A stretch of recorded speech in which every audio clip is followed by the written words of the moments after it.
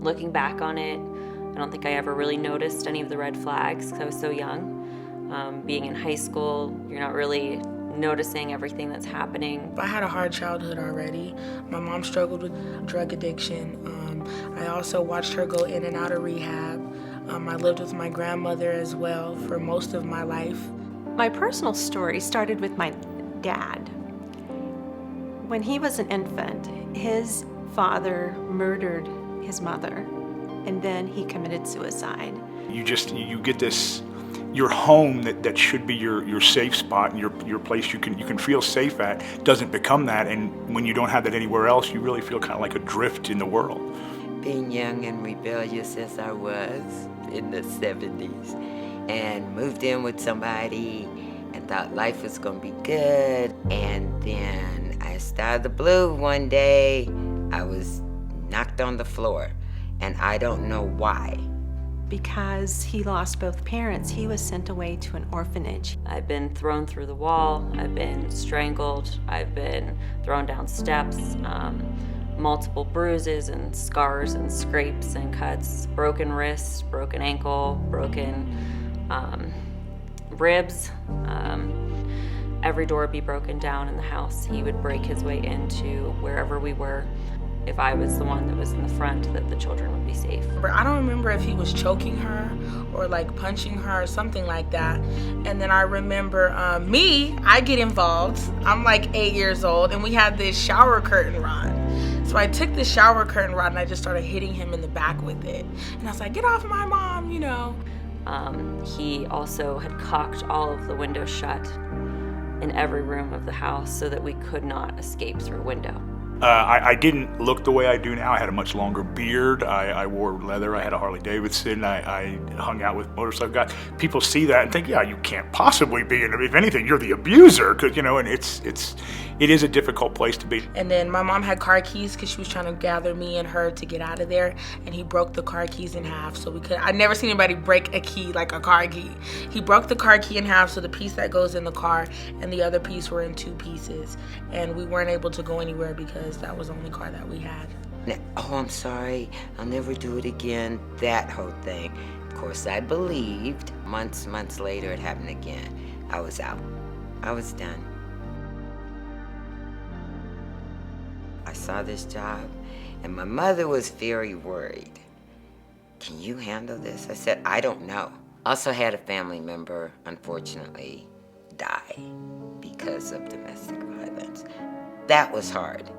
That's when I knew, okay, this is your job. You're going to do this, whatever it takes.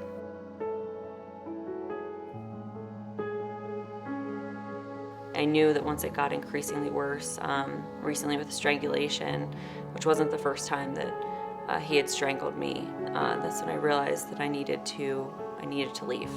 No matter what it took, I had to get free. I had made the decision to end it, that there was no way out of this. No one was ever going to believe me. And I walked into a church, DCC, here in Colorado Springs. I had literally made a plan on how I was going to do it. I knew where the gun was. I had even taken it out of the safe and set it out. My mom was very resourceful. I was a kid. I don't remember very much, but I remember she always made sure we had a roof over our head for sure. But I remember TESSA specifically because they had like little toys and stuff in their office. And I remember them, just helping my mom find a place. I remember that. The police were called by my kids. They had gotten in touch with family to call the police, and the police had come out, and they actually caught him breaking back into the house. Were able to take him away, and that's when they introduced us to TESSA. And I was instantly set up with an advocate who was able to help me from the start, listen to what I was going through, and support me, encourage me, give me the strength that I needed to move forward, move on with my life, and gave me the steps that I needed to take to make those changes happen. And I went over to that church and sat in a service. And I don't know if you've ever heard the song "Come to the Table." It's a Sidewalk Prophet song, beautiful song. And that was the first song that played, and it talks about, doesn't matter how damaged you are, it's okay, you know. And I talked to some people there at the church, and they directed me to TESSA, and I started going to meetings over there. The way I felt when TESSA, basically came in and helped my mom, I guess like the gates of heaven have opened. Like somebody really cares about us. Somebody wants to help us. So they were able to, first of all, give me an ear, which was really important because I didn't have that from family, from friends, from coworkers. I was able to confide in them and it be between us. They also gave me the steps of what to take to get a protection order, to make sure that I was safe, to make sure the kids were safe, have a safety plan set up so that we knew what to do if he came back. Amazing thing about TESSA is that they do believe you. They know this exists, and it gives you a safe place to go where you can feel safe. It's sad when people come in, but if I can make them smile on their way out, I've done my job. When you donate to TESSA, you're helping real people. Like me and my mom when I was a kid.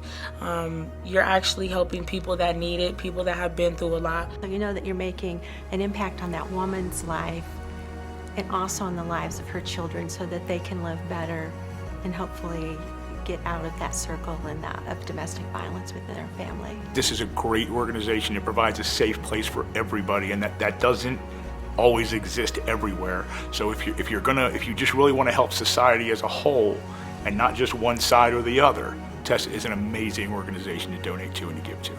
I'm so happy. I'm finally free on so many different levels to where I can see my kids be themselves. I can give them the life that they want and they deserve and make sure that they're happy, make sure that I'm happy. I'm able to actually wake up without that stress and anxiety and worry and fear. But I am Robert II, my son is Robert III, and my grandson is Robert IV. But yeah, I wouldn't have been here to hold that if it hadn't been for TESSA and the people around me. When I see clients come in more than once and they've gotten it together and they're good and they're happy and their kids are happy, you can't pay that. You can't pay me that for that. A good hug and a smile and I'm good. I'm a million times stronger, a million times more aware. I know that I'm capable to take on everything that comes my way. Sorry, because I do love my job.